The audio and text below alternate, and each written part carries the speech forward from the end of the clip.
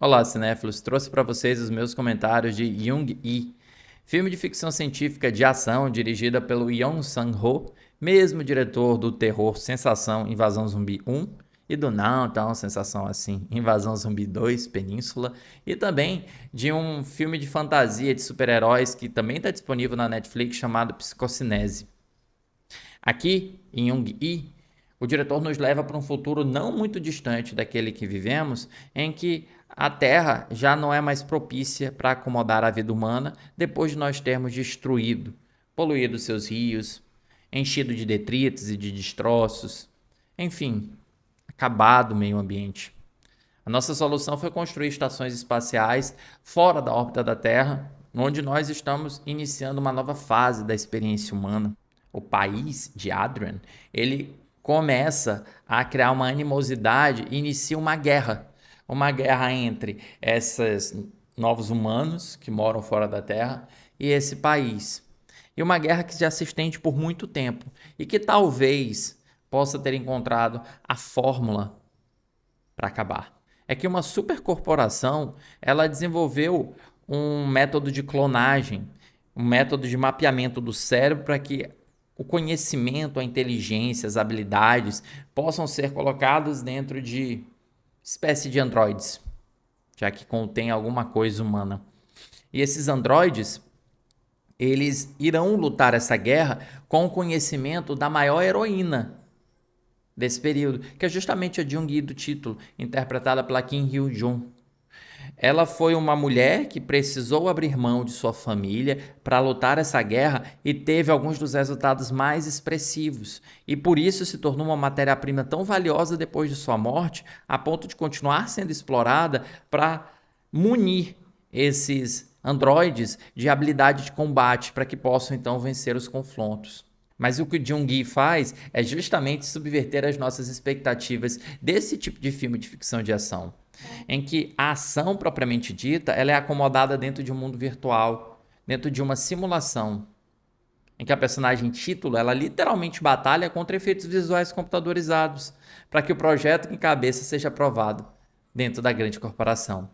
Então, existe uma textura em Jung que faz com que nós enxerguemos essa dimensão dos efeitos visuais computadorizados sendo empregados dentro da ação, de tal maneira que o filme se torna um reflexo daquilo que nos empolga, só que um reflexo propositadamente falso, um reflexo propositadamente sem aquelas consequências que nós esperamos. É que a virtualização da ação ela reduz as nossas expectativas em torno das conclusões da cena de ação. Nós ficamos, portanto, muito reféns se agora o projeto será aprovado ou reprovado, dando para o filme uma perspectiva corporativa e não uma perspectiva jingoísta, uma perspectiva beligerante que nós vemos de fato a guerra acontecer. A ação ela acontece dentro de uma sala muito parecida com aquela sala de treinamento dos X-Men, em que inimigos eles pipocam construídos através de linguagem computacional e a Jung-Yi precisa provar que já passou da fase de testes para ir de fato para a guerra. Essa virtualização ela reduz essas consequências. A gente sempre vai saber que ninguém está sendo ferido propriamente dito. Mas, ao mesmo tempo, ela faz comentários muito mais pertinentes em relação a outros temas. Por quê? Primeiro, não é a guerra que vai acabar com a animosidade entre o país de Adrian e as colônias da Terra. O que acaba com a guerra, por exemplo, é a diplomacia. A ação, por outro lado, essa ação que é tão importante para o filme, ela serve para manter unida a mãe, cujo cérebro, como eu falei, foi clonado e se tornou propriedade da empresa, e a filha. A filha é justamente a cientista responsável por tocar o projeto, e interpretada por uma atriz que ela morreu no período de pós-produção do filme, que é a Kang Soo-yoon. Ela morreu de um AVC aos 55 anos de idade. Quer dizer que a ação, portanto, ela não existe para a nossa satisfação como público. A ação existe como um mecanismo de lembrança da filha, da mãe.